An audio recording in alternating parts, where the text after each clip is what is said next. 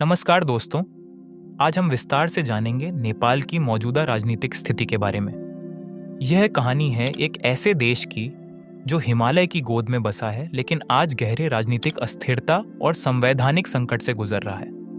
नेपाल की राजनीति हमेशा से ही अस्थिर रही है, लेकिन इस बार का संकट और भी बड़ा और गंभीर माना जा रहा है। तो आइए शुरुआत से लेकर 2025 तक की हर घटना को समझते हैं। नेपाल सदियों तक राजशाही रहा। शाह वंश ने लंबे समय तक शासन किया, लेकिन जनता में लोकतंत्र की चाह धीरे धीरे बढ़ती गई। 1990 में पहली बार बहुदलीय लोकतंत्र की झलक मिली, लेकिन असली बदलाव 2006 में आया, जब जन आंदोलन ने राजशाही की नींव हिला दी। जनता ने राजतंत्र खत्म कर लोकतंत्र की मांग की और 2008 में नेपाल राजशाही से गणराज्य में बदल गया।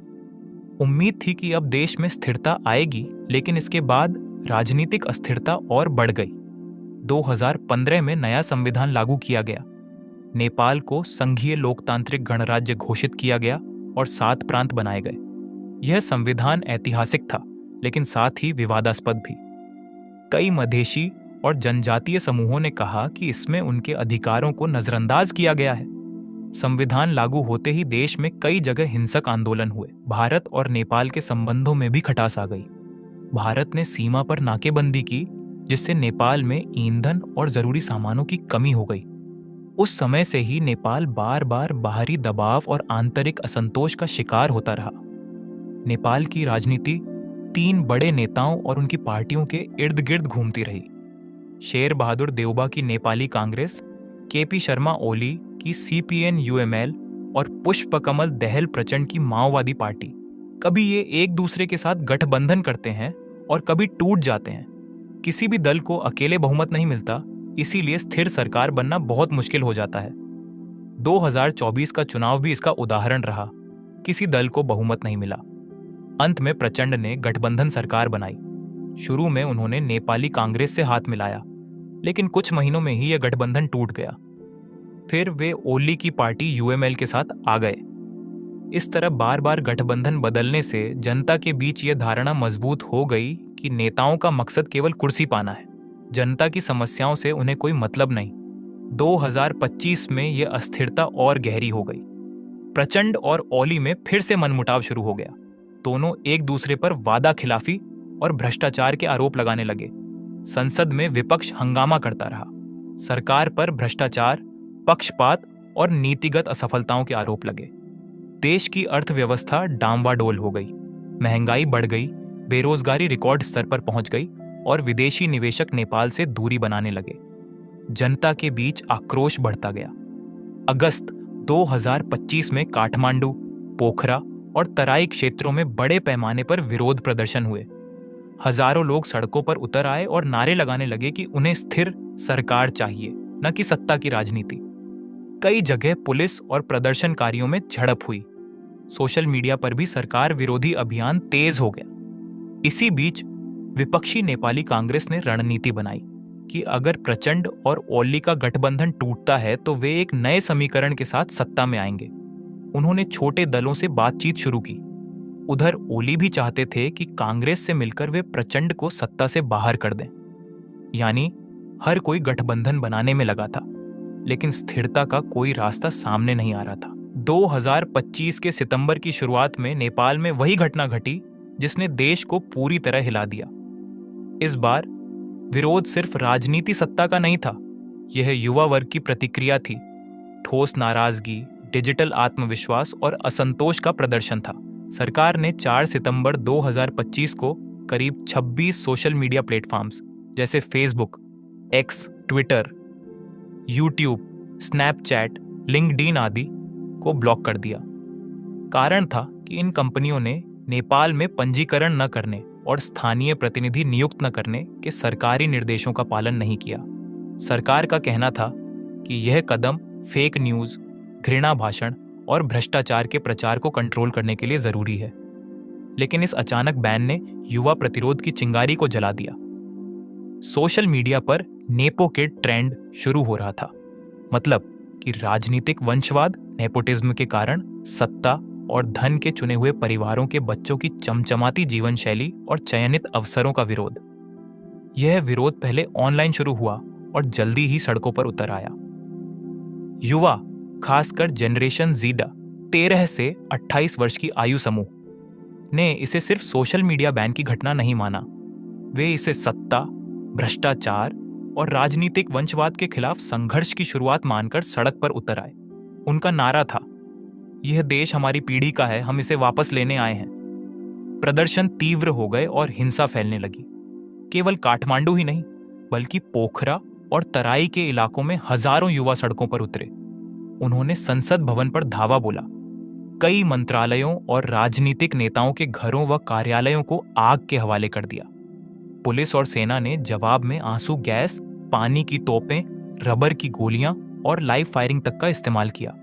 कम से कम 19 प्रदर्शनकारियों की मौत हो गई और 300 से अधिक घायल हुए। महत्वपूर्ण यह है कि इस हिंसा में नेपाल के गृह मंत्री रमेश लेखक ने तुरंत इस्तीफा दे दिया और सरकार को भी सोशल मीडिया बंदी वापस लेने और जांच समिति गठित करने पर मजबूर होना पड़ा। प्रधानमंत्री के पी शर्मा ओली भी 9 सितंबर 2025 तक इस्तीफा देने के लिए और विपक्ष तथा जनाक्रोश का सामना करने के लिए मजबूर हो गए। इस बीच ओली कथित रूप से सेना और सुरक्षा बलों की मदद से खुद को सुरक्षित ठिकानों पर ले जाने की कोशिश में रहे और राजनीतिक अस्थिरता चरम पर पहुंच गई थी। वहीं इस सबके बीच हामी नेपाल नाम की एक एनजीओ और युवा नेतृत्व की भूमिका विशेष रूप से उदय हुई है, जिसमें सूडन गुरुंग नामक युवा सामाजिक कार्यकर्ता और नेतृत्वकर्ता सामने आए। हामी नेपाल ने जेन जेड नेतृत्व वाले विरोध का संगठन किया। डिजिटल माध्यमों जैसे इंस्टाग्राम, डिस्कॉर्ड आदि के जरिए युवा जागरूकता और सक्रियता को संगठित किया। अब आइए युवा वर्ग की मांगों और उनकी सक्रियता की सराहना की बात करते हैं। युवा वर्ग की मांगें, उनकी प्रेरणा और सराहना। युवा वर्ग, विशेष रूप से जनरेशन जेड, ने इस आंदोलन के जरिए यह दिखा दिया कि केवल राजनीति और सत्ता व्यवस्था की आलोचना करना ही पर्याप्त नहीं है, बल्कि स्वयं सत्ता में बदलाव की मांग, न्यायपूर्ण प्रतिनिधित्व, संस्था की पारदर्शिता और डिजिटल अभिव्यक्ति की स्वतंत्रता की जरूरत है। उनकी प्रमुख मांगें निम्नलिखित थीं। 1. सोशल मीडिया और डिजिटल प्लेटफार्मों का बिना सेंसर और राज्य नियंत्रण के संचालित होना, जिसमें उपयोगकर्ताओं की अभिव्यक्ति पर सरकार का नियंत्रण न हो। 2. राजनीतिक वंशवाद, नेपोटिज्म और भ्रष्टाचार के खिलाफ स्पष्ट रूप से जवाबदेही स्थापित करना। युवा यह नहीं देखना चाहते कि केवल परिवारवाद और पार्टी वंशवाद ही लोगों को सत्ता में लाए और सत्ता में बने रखें। 3. युवा नेतृत्व, यूथ लीडरशिप को सत्ता में लाना, नवा युवकों को प्रतिनिधित्व देना, उन्हें निर्णय प्रक्रिया में शामिल करना और यह सुनिश्चित करना कि युवा हेल्थ, शिक्षा, रोजगार और डिजिटलीकरण जैसे मुद्दों को प्रतिनिधित्व मिले। 4. एंटी करप्शन, भ्रष्टाचार विरोधी, जांच और सुनवाई की स्वतंत्र संस्था की स्थापना, ताकि भ्रष्टाचारियों और भ्रष्ट नीतिकारों को बगैर भय के जांच और सजा मिल सके। 5. नौकरी के अवसर बढ़ाना, आर्थिक असमानता को कम करना और विशेष रूप से युवा बेरोजगारी, क्षेत्रीय बेरोजगारी और डिजिटल अर्थव्यवस्था में रोजगार सृजन को प्राथमिकता देना। 6. जनता के लिए सार्वजनिक सेवाओं की गुणवत्ता सुधारना, ताकि युवा केवल विरोध ही न करें, बल्कि यह दिखाए कि यदि उन्हें उचित प्रतिनिधित्व और योगदान मिलता है तो वे सामाजिक बदलाव और सुनियोजित विकास ला सकते हैं। अब युवा वर्ग की सक्रियता और इस आंदोलन की ताकत की कुछ बातों की सराहना जरूर करनी चाहिए। जेन जेड ने यह दिखाया कि डिजिटल माध्यम युवाओं की आवाज को संगठित और सामूहिक रूप देने में कैसे सक्षम है। उन्होंने न सिर्फ सोशल मीडिया प्लेटफॉर्मों का इस्तेमाल किया, बल्कि डिस्कॉर्ड जैसे नए मंचों का प्रयोग कर विरोध को सुव्यवस्थित किया और बिना राजनीतिक पार्टी नेतृत्व के ही एक शक्तिशाली जन आंदोलन खड़ा किया। उन्होंने यह सिद्ध किया कि राजनीतिक नेतृत्व और सार्वजनिक पदों में युवा लोगों की भागीदारी न केवल आवश्यक है, बल्कि संभव और प्रभावी भी हो सकती है, जब उन्हें सही दिशा, स्वतंत्र मंच और सक्रिय पहुंच मिले। युवा प्रदर्शकों ने सार्वजनिक दृश्य, संसद भवन, राजकीय वेबसाइटें और मंत्री प्रवेश द्वार तक को चुनौती दी, जो दिखाता है कि शक्ति का प्रतीक अब गैर सत्ता वाली पीढ़ी को भी चुनौती दे सकता है। साथ ही आंदोलन ने भ्रष्टाचार और वंशवाद को सार्वजनिक संवाद का मुख्य मुद्दा बना दिया। इससे सुझाव मिलता है कि भविष्य के लिए राजनीतिक सुधार युवाओं की सक्रिय भागीदारी और डिजिटल पारदर्शिता पर आधारित हो सकती है, न कि केवल पुराने गठबंधनों और पारिवारिक नियंत्रण पर। इसी बीच सोशल मीडिया और मेन लाइन मीडिया में एक बात चल रही है, लेकिन ये कितनी सत्य है इसका प्रमाण अभी नहीं है।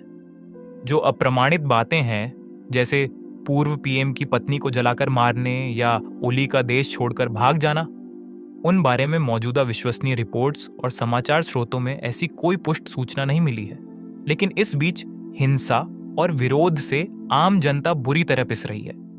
उन्हें न तो रोजगार मिल रहा है, न सुरक्षा और न ही राजनीतिक नेतृत्व पर भरोसा। इस पूरे संकट का असर नेपाल की अर्थव्यवस्था पर गहरा पड़ा है। पर्यटन, जो नेपाल की मुख्य आय का स्रोत है, बुरी तरह प्रभावित हो रहा है।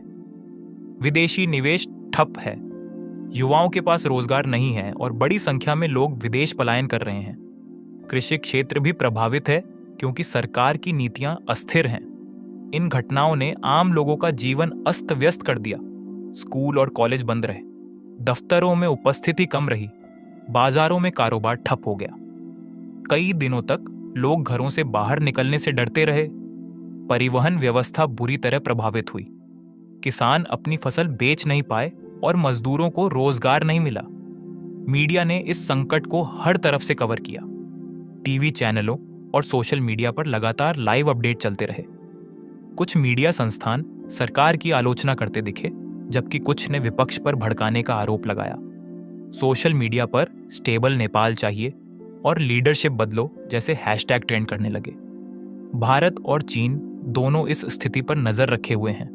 भारत चाहता है कि नेपाल में लोकतांत्रिक ढांचा मजबूत रहे और अस्थिरता कम हो। चीन नेपाल में बुनियादी ढांचे और निवेश के जरिए अपना प्रभाव बढ़ाना चाहता है। यही कारण है कि नेपाल की राजनीति केवल आंतरिक मुद्दा नहीं रह गई है, बल्कि वैश्विक शक्ति संतुलन का हिस्सा बन गई है। जनता की भावनाएं इस समय बहुत नकारात्मक हैं। लोग कह रहे हैं कि नेताओं ने जनता को धोखा दिया है। आम लोग ये सवाल पूछ रहे हैं कि आखिर कब तक नेपाल की राजनीति केवल गठबंधन और कुर्सी की लड़ाई में उलझी रहेगी। युवाओं का कहना है कि उन्हें रोजगार चाहिए, स्थिरता चाहिए और विकास चाहिए, लेकिन नेता इन सब के बजाय आपस में लड़ते रहते हैं। भविष्य की संभावनाओं की बात करें तो 3 ही विकल्प दिखते हैं। पहला, कोई नया गठबंधन बनकर सरकार बनाए और देश में अस्थिरता थोड़ी कम हो। दूसरा, अगर कोई भी दल बहुमत साबित नहीं कर पाया तो फिर से आम चुनाव कराए जाए। और तीसरा, अगर यह स्थिति ज्यादा लंबी खींचती है तो नेपाल में संवैधानिक संकट और गहरा जाएगा और लोकतंत्र पर ही सवाल उठने लगेंगे। नेपाल एक ऐसे मोड़ पर खड़ा है जहां से या तो वह स्थिरता की तरफ बढ़ सकता है या फिर और गहरे संकट में जा सकता है। यह इस बात पर निर्भर करेगा कि राजनीतिक दल जनता की भावनाओं को समझते हैं या केवल सत्ता की राजनीति करते रहते हैं। नेपाल का यह संकट केवल आज का नहीं है, बल्कि पिछले 20 साल की अस्थिर राजनीति का नतीजा है। सवाल यह है कि क्या नेपाल का नेतृत्व अब कोई ठोस रास्ता निकालेगा या देश बार बार राजनीतिक उथल पुथल का शिकार होता रहेगा। जनता की यही पीड़ा सबसे बड़ा सवाल खड़ा करती है। क्या नेपाल के नेता केवल सत्ता की लड़ाई लड़ते रहेंगे या कभी सच में देश और जनता के लिए काम करेंगे? क्या बार बार होने वाली हिंसा और विरोध की यह तस्वीर बदल पाएगी या आने वाले महीनों में नेपाल और गहरे संकट में फंस जाएगा? अब नेपाल की राजनीति एक बार फिर कौन प्रधानमंत्री बनेगा की दौड़ में फंस गई है। तो दोस्तों, नेपाल की मौजूदा स्थिति हमें यह सिखाती है कि अगर सत्ता और राजनीति जनता की आवाज नहीं सुनेंगी तो एक समय पर जनता खुद सड़क पर उतरकर बदलाव लाने के लिए मजबूर हो जाती है। आज नेपाल के युवा अपने भविष्य के लिए लड़ रहे हैं और उन्होंने पूरी दुनिया को दिखा दिया कि अब केवल सत्ता की कुर्सी नहीं, बल्कि जवाबदेही, पारदर्शिता और वास्तविक लोकतंत्र चाहिए। अब असली सवाल यही है कि क्या नेपाल का ये संघर्ष आने वाली पीढ़ियों के लिए नया रास्ता खोलेगा या फिर यह भी कुछ समय बाद पुराने ढर्रे की राजनीति में दब जाएगा? दोस्तों, इस पर आपका क्या विचार है? क्या आपको लगता है कि नेपाल में युवाओं के नेतृत्व से राजनीति सच में बदल पाएगी? अपना जवाब हमें कमेंट में जरूर बताइए। और हाँ, अगर यह जानकारी आपको अच्छी लगी हो तो वीडियो को लाइक करें, शेयर करें और हमारे चैनल को सब्सक्राइब करें। आपका हर एक कमेंट और सपोर्ट हमें और बेहतर सामग्री लाने की ताकत देता है। धन्यवाद।